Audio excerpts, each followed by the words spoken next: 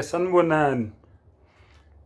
Ake ngiqale nje ngokudumisa umdali wami. Sengibuya ethempelini, ngibuye ukuyokhonza. Ngithi udumo lonke lumfanele yena yedwa ngoba uyena onomusa onesihawu. Ngomusa wakhe nesihawu sakhe ngile ethempelini sengibuye ukuyodumisa. Njengoba ningibona nje ngimhlophe, ngicebezela ngimuhle nginjena, ngibuye ethempelini ukuyodumisa. Hayi ke bafowethu, uyaqhubeka umshikashika. Bafundisi, wonke umuntu owumfundisi, wonke umuntu owumholi, ngicela ningichazele ukuthi le ncwadi le ikhuluma ngobani, isho ukuthini le ncwadi.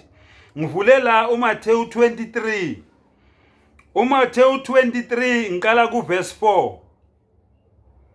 Babopha imithwalo enzima bayibeke emahlombe abantu, kepha bona abavumi ukuyifukulwa ngomunwe wabo. Kepha imisebenzi yonke yabo bayenza ukuba babonwe ngabantu. Amafilakteriyu abo bawenza abe manzi, bawenze abe makhulu amachopho. 6. Bathanda izindawo ezingenhla ekudleni nezihlalo eziphambili emasinagogeni. 7. Cha ngifunda iBhayibheli nalo bafowethu.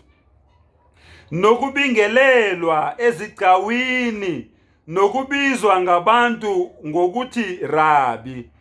Kepha nina maningabizwa ngokuthi Rabi, ngokuba munye umfundisi wenu, nina nonke ningabazalwane. 9. Ningabizi muntu emhlabeni ngokuthi uyihlo, ngokuba munye uyihlo osezulwini.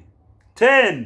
Futhi ningabizwa ngokuthi abaholi, ngokuba munye umholi wenu, uKristu.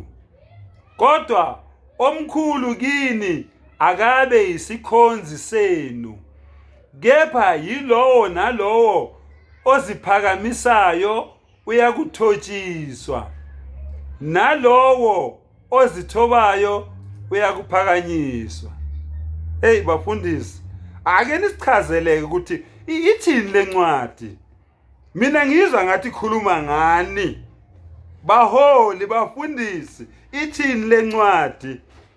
Hayi bafowethu, ngibuyele enkonzweni nje Nkosi yami, ngibuye ukuyokhonza umdali wami.